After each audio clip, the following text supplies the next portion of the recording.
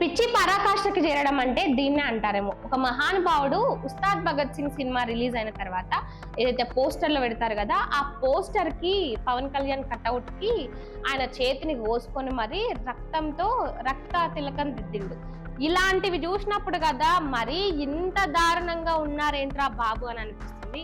ఓ వైపు ఇండియానేమో ఎక్కడికో ఎదుగుతుంటే ఇలాంటి వాళ్ళు మాత్రం ఇంకా ఇలాంటి పైశాచికత్వాలు చేసుకుంటూ వాళ్ళలో ఉన్న ఈగోని వీటన్నిటిని చూపించుకుంటూ ఉంటారు.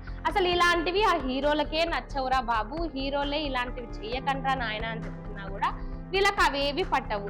అంతగానం ఉంటే, అంత దూలం ఉంటే పోయి రక్తదానం చేయండి, అలా ఎవరి ప్రాణాలన్నా కాపాడతారు. కానీ ఇలా మీరు సెల్ఫ్ హార్మ్ చేసుకుంటూ మీ ఫ్యానిజాన్ని మీ హీరోయిజాన్ని బయటకి చూపించడం వల్ల ఎవరికి ఉపయోగం ఉండదు. ఇంకా పైగా ఇలాంటి వాటికి లైకులు కమెంట్లు ఎంత అంటే ఒక ప్రైడ్ మూమెంట్ గా ఇలాంటివన్నీ చెప్పుకుంటున్నారు.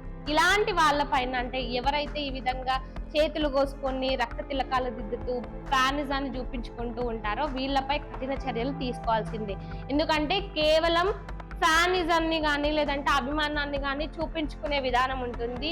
అసలు మీరు ఈ విధంగా చేస్తుంటే మీ ఫ్యామిలీ ఎటువైపు పోవాలి?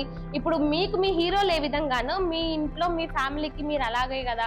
మీ అమ్మకి మీరు హీరో, మీ వైఫ్కి మీరు హీరో కావచ్చు, మీ పిల్లలకి మీరు హీరో కావచ్చు. రియాలిటీలో బతకకుండా ఇలాంటి ఒక రీల్స్ నో లేదంటే ఈ సినిమా పిచ్చితో ఈ విధంగా చేయడం అసలు కరెక్ట్ కానే కాదు. ఇలాంటి వాళ్ళ గురించి మీరేమనుకుంటున్నారో కామెంట్ రూపంలో చెప్పండి.